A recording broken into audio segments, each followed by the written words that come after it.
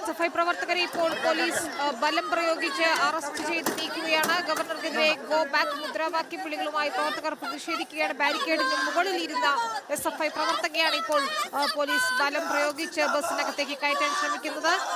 അഷ്കർ അലി കരിമ്പ ചേരുന്നു. അഷ്കർ, ഇപ്പോൾ ഒരു സംഘർഷാവസ്ഥയാണുള്ളത്. പോലീസും പ്രവർത്തകരും തമ്മിൽ വലിയ വാക്കേറ്റം ഉണ്ടാകുന്നത് കാണാം. ബലം പ്രയോഗിച്ച് അറസ്റ്റ് ചെയ്ത് നീക്കുകയാണോ ഈ എസ്എഫ്ഐ പ്രവർത്തകരെ? ഗവർണർ പരിപാടി കഴിഞ്ഞ് ഇറങ്ങുന്നതിന് മുൻപ് ഇവരെ മാറ്റാനുള്ള ഒരു ശ്രമമാണോ പോലീസിന്റെ ഭാഗത്തു നിന്ന്?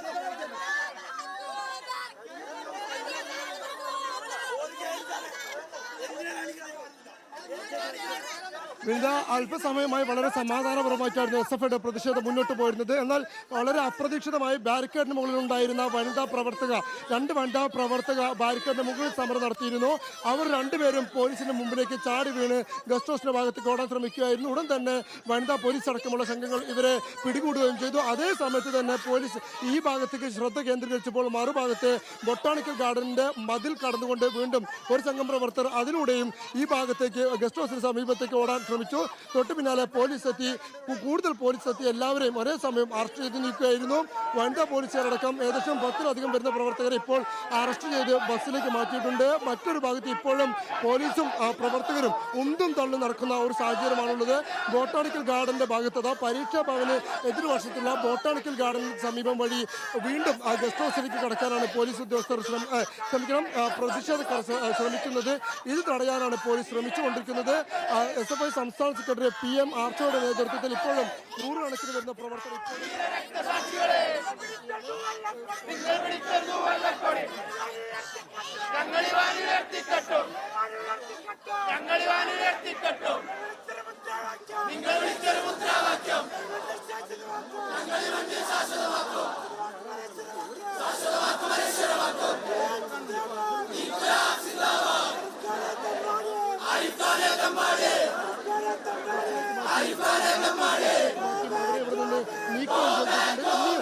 പ്രതിഷേധക്കാർ ഇങ്ങോട്ട് മറികടക്കുമെന്ന് തന്നെയാണ് എസ്എഫ്ഐ നേതാക്കൾ ആവർത്തിക്കുന്നത്. ഏകദേശം 2 മണിക്കൂറിലധികമായി 3 മണിക്ക് ആരംഭിച്ച പ്രതിഷേധം, എസ്എഫ്ഐയുടെ പ്രതിഷേധം ഇപ്പോഴും വരുന്നു. ഒരു ഭാഗത്ത് ഗവർണർ സെമിനാർ ഹാളിൽ അവിടെയുള്ള പരിപാടി സംസാരിച്ചു കൊണ്ടിരിക്കുന്നു. അതേ സമയത്ത് തന്നെ 2 മണിക്കൂറോളമായി ഗവർണർക്ക് ഗോ ബാക്ക് വിളിച്ചും ഗവർണർക്കെതിരെ പ്ലക്കാർഡുകളും കറുത്ത ബാനറുകളും ഉയർത്തിക്കൊണ്ടുള്ള എസ്എഫ്ഐയുടെ പ്രതിഷേധം തുടർന്നുകൊണ്ടേയിരിക്കുന്നു. Vice chancellor go back, Sanghi governor go back ഉൾപ്പെടെയുള്ള മുദ്രാവാക്യങ്ങൾ മുഴക്കിക്കൊണ്ടാണ് ഈ എസ്എഫ്ഐ പ്രവർത്തകരുടെ പ്രതിഷേധം. ഒരു ഭാഗത്ത് മതിലിന്റെ മുകളിൽ, പരീക്ഷാ ഭവന്റെ മതിലിന്റെ മുകളിലും ഇത്തരത്തിൽ പ്രവർത്തകർ നിൽക്കുന്നതിന്റെ ദൃശ്യങ്ങൾ നമുക്ക് കാണാൻ കഴിയും. സമാനമായ രീതിയിൽ തന്നെ ബോട്ടാണിക്കൽ ഗാർഡന്റെ മതിലിന്റെ മുകളിലും ബാനറുകളുമായി കൊണ്ട് വിദ്യാർത്ഥികൾ കയറി നിന്ന് പ്രതിഷേധിക്കുന്ന സാഹചര്യമുണ്ട്. 2 ഭാഗത്തും ഇത്തരത്തിൽ 2 കെട്ടിടങ്ങളുള്ളത് കൊണ്ട് തന്നെ അതുവഴി പ്രവർത്തകർ മതിൽ ചാടി കടന്നുകൊണ്ട് ഗസ്റ്റ് ഹൗസിന്റെ പാതയിലേക്ക് എത്തുന്നതാണ് പോലീസിനെ വെല്ലുവിളിയാവുന്നത്. നേരത്തെ ഇത്തരത്തിൽ ബോട്ടാണിക്കൽ ഗാർഡനിൽ താഴ്ഭാഗത്ത് കൂടെ പോയ പ്രവർത്തകർ ഏറെ ദൂരം മുന്നോട്ട് പോയി തൊട്ടടുത്തുള്ള വാട്ടർ പ്ലാന്റിന് സമീപത്ത് എത്തുകയും ചെയ്തു. ഇതിന് തൊട്ടപ്പുറത്താണ് ഗവർണർ താമസിക്കുന്ന ഗസ്റ്റ് ഹൗസ്.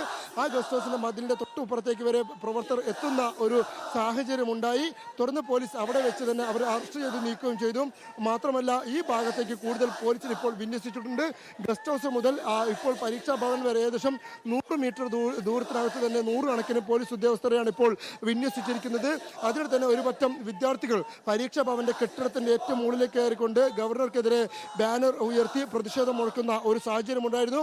എന്തായാലും തുടർച്ചയായി കഴിഞ്ഞ 2 മണിക്കൂറിലധികം സമയമായിക്കൊണ്ട് ഇത്തരത്തിൽ പോലീസിനെ വെല്ലുവിളിച്ചുകൊണ്ട് ഗവർണർക്കെതിരെ മുദ്രാവാക്യം മുഴക്കിക്കൊണ്ട് ബാരിക്കേഡുകൾ മറികടക്കാനും അതുപോലെ തന്നെ പോലീസിന്റെ ബന്ധാവസ്ഥ മറികടന്ന് ഗസ്റ്റ് ഹൗസിന് മുന്നിൽ പ്രവർത്തകർ തുടർച്ചയായി ശ്രമിച്ചുകൊണ്ടിരിക്കുന്നു എന്നുള്ളതാണ് വസ്തുത.